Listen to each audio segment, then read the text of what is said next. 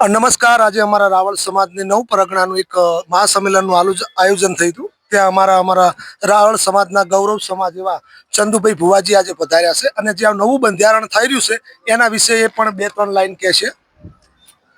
નમસ્કાર મિત્રો, અને પહેલા તો ખૂબ ખૂબ ધન્યવાદ આપું છું જીજે 12 એટલે કે જીજે 12 ન્યૂઝ ચેનલને।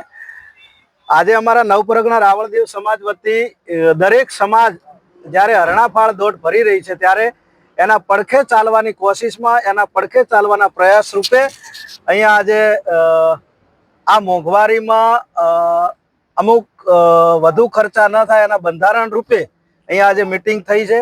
એમાં દરેક સમાજ, અમારા નવપરગણા રાવળ સમાજ દરેક પરગણા વતી આગેવાનો આવ્યા છે। તો વડીલો કહેશે ને સમાજ કહેશે એ સર્વ સમાજ માન્ય રાખશે એવી અમને અપેક્ષા છે। અમે ભુવાજી મિત્રો પણ અત્યારે બધા જોડાયા છીએ।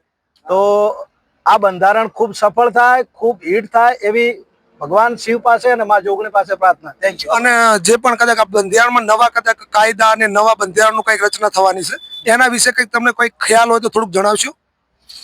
નવા નિયમો, નવા બંધારણ જેવું કંઈ છે જ નહીં, પણ જે વધુ પડતા ખર્ચો છે અત્યારે દેખાદેખીમાં વધુ પડતા ખર્ચા થઈ રહ્યા છે।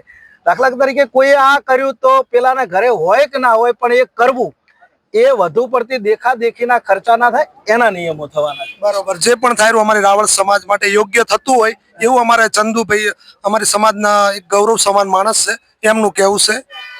બસ।